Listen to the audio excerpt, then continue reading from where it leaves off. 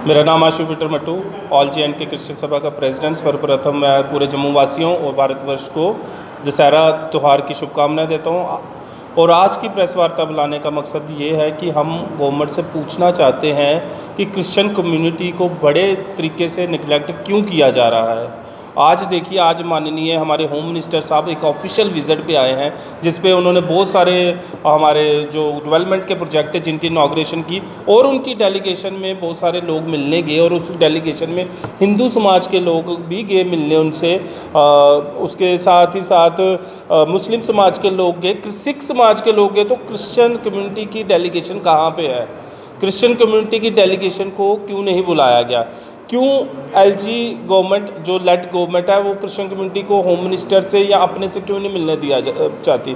क्योंकि उनका सीधा सीधा एजेंडा है कि क्रिश्चियन कम्युनिटी के डेवलपमेंट के वर्क जो हैं हमने नहीं करने हैं।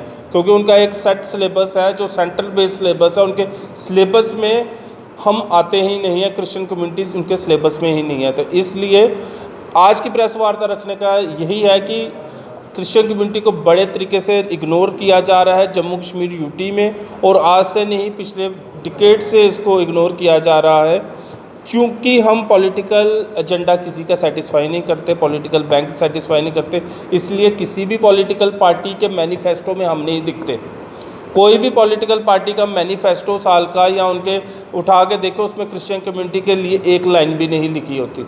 तो इसलिए वो कहते हैं कि हिंदू मुस्लिम सिख एहतियात जिंदाबाद, और हिंदू मुस्लिम सिख ईसाई तो है ही नहीं बीच में। तो ईसाई कहाँ जाते हैं? जो इतिहाद तक ख़त्म हो जाते हैं या सिख तक ख़त्म हो जाते हैं। आज तो सिनेरियो ये हो गया कि माइंड सेट पॉलिटिकल पार्टीज़ का ये है कि उनको पता है कि क्रिश्चियन कम्युनिटी को रख के हमें क्या मिलना। तो इसलिए हमें उम्मीद थी कि जो LG गवर्नमेंट है ये पॉलिटिकल पार्टी से वोट बैंक से इन्फ्लुएंस्ड नहीं है, इनको वोट बैंक से कुछ लेना देना नहीं। इसलिए हमें उम्मीद थी कि LG हमारी बात सुनेंगे। मैं आपको बताना चाहूँगा, मीडिया के माध्यम से सबको बताना चाहूँगा, हम 2020 में हम LG साहब से मिले थे, मुर्मू साहब से। उन्होंने हमारी सारी डिमांडें सुनी। हमें कोई 10 चार्टर्ड ऑफ डिमांड रखी थी और उन्होंने बोला था कि हम उसको पूरा करेंगे, और लिहाजा वो बीच में ही ट्रांसफ़र हो गए। उसके बाद हमारे माननीय मनोज सिन्हा जी LG आ गए यहाँ पे बन के, मगर पिछले 2 सालों से जब से वो बन के आए हैं हम उनको मिलने की तथक प्रयास कर रहे हैं, मगर वो हमसे मिल नहीं रहे। हम उनको फ़ोन, ईमेल और ढेर सारी ईमेल्स हमने भेजी, मगर वो हमें कोई जवाब नहीं आता, कोई वो मिलने की, क्योंकि उनको पता है अगर उन्होंने हमसे मिल लिया तो हमें इनकी डिमांड्स पूरी करनी पड़ेंगी, और डिमांड पूरी करने का मतलब है कि आउट ऑफ सिलेबस जाना। तो आउट ऑफ सिलेबस वो जाना नहीं चाहते। दूसरा, हमने कुछ जो हमने LG को हमने जो नोटिफिकेशन दिया था LG मुर्मू जी को, उसको हमने ऑन ग्राउंड, मतलब कि हमने सारे डिपार्टमेंट में भी फाइलें चलाई हुई हैं। ये नहीं है कि हमने उनको दे दिया, नहीं, हमने ऑन ग्राउंड भी फाइलें चलाई हैं, मगर उन फाइलों को भी बाबू लोगों ने अपने पास रखा हुआ है, उन बाबू लोगों ने उनको पूरा नहीं किया। इसलिए हम सभी बाबू लोगों को भी मीडिया के माध्यम से बोलना चाहेंगे, हमारी फाइलों को हिलाएँ, उनके ऊपर से धूल झाड़ें और उनको आगे बढ़ने दें। मैं आपको पहला मुद्दा बताऊंगा, मदर टेरेसा के लिए, भारत रत्न मदर टेरेसा हैं, वो सबके लिए एक आइडल है। उसके लिए हमने बोला था कि जम्मू कश्मीर में एक रोटरी में उनका स्टैचू लगना चाहिए, जिसके लिए हमने रेजोल्यूशन भी पास कराया एक हमारे हम्बल कॉरपोरेटर के थ्रू, और उन्होंने यूनानिमसली पूरे हाउस ने उसको पास किया, और आज तक वो स्टैचू नहीं लगा। और उसके साथ साथ बहुत सारे स्टैचूज़ के लिए रेजोल्यूशन पास हुआ था, और उनके बोर्ड उनके रोटरीज में लग चुके हैं, मगर हमारा काम नहीं हुआ। वो भी मैं पूछना चाहूँगा क्यों नहीं हुआ। दूसरा, मैं पूछना चाहूँगा कि संतरा मोड़ ग्रेवयार्ड, पुरखू ग्रेवयार्ड, अखनूर ग्रेवयार्ड और रियासी ग्रेवयार्ड, बहुत सारे ग्रेवयार्ड जिनके लिए हमने लेटर्स डाली हुई हैं, DC ऑफिस में भी डाली हैं, फिर हमने म्यूनसिपलिटी में भी डाली हैं, मगर उसका कोई जवाब नहीं आ रहा। SDM के पास पड़ी हुई हैं फाइलें। SDM कहता है हमारे पास जगह नहीं, जगह कौन देगा, हम घर से थोड़ी देंगे जगह। इंडियन सेमेट्री एक्ट के तहत ये गवर्नमेंट की जिम्मेवारी है कि हमें बरियल लैंड और क्रिमिटोरियल लैंड गवर्नमेंट ने प्रोवाइड करना होता है।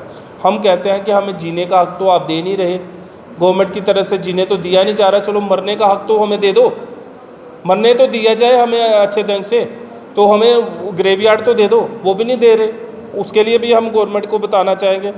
सिलेक्शन, अब तीसरा पॉइंट था selection of unrepresented community counsellor.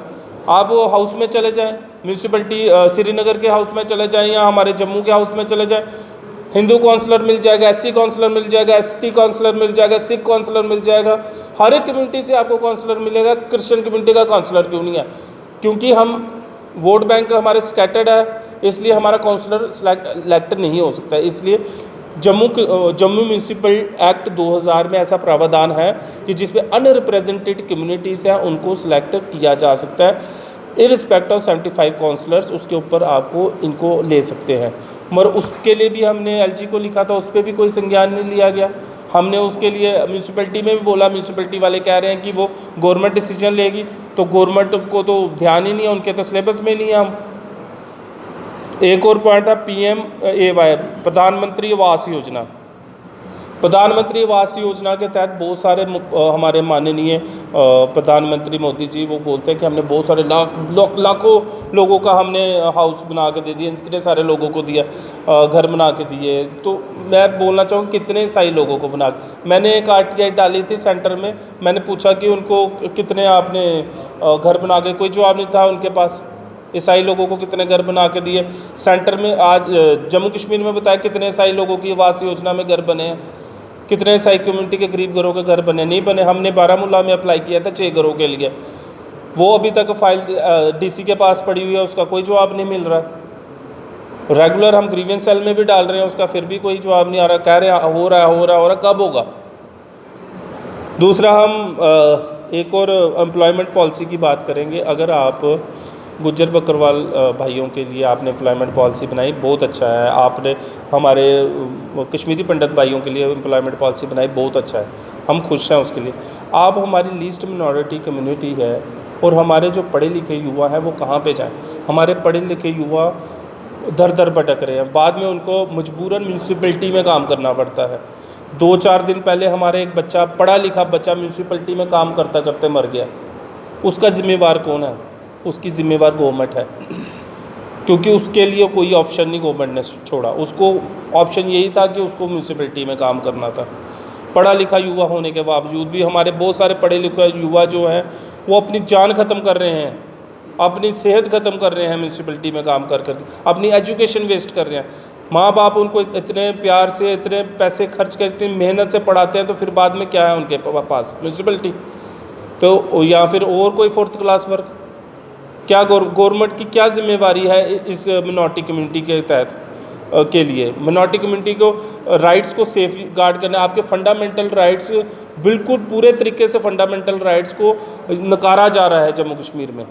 और इस हमारी कम्युनिटी जो क्रिश्चियन कम्युनिटी है इसको पूरे तरीके से निगलेक्ट किया जा रहा है। हम चाहते थे कि जिस तरह बहुत सारे स्टेट में वेलफेयर बोर्ड बना हुआ है, हम चाहते थे कि एक क्रिश्चियन वेलफेयर बोर्ड यहाँ बने। वेलफेयर बोर्ड बनने से बेनिफिट ये होगा कि एक वो ब्रिज का काम करेगा क्रिश्चियन कम्युनिटी और गवर्नमेंट के बीच में।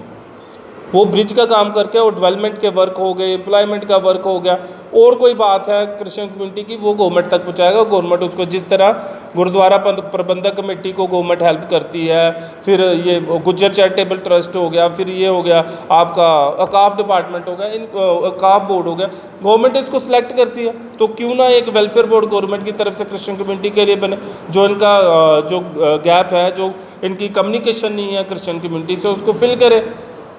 तो लिहाजा हम आज प्रेस वार्ता से यही चाहते हैं कि हमारी आवाज़ गवर्नमेंट तक पहुंचाई जाए और हमें जो बड़े लेवल पे क्रिश्चियन कम्युनिटी को नेगलेक्ट किया जा रहा है उसकी आवाज़ सुनी जाए, और हमारी जो क्रिश्चियन कम्युनिटी है उसको भी अपने सिलेबस में डाला जाए कि हम जाके, हमें भी, हमारी कम्युनिटी और हमारे बच्चे भी इसमें, हमारे मुद्दे भी जो है सुनवाई हो सके। धन्यवाद।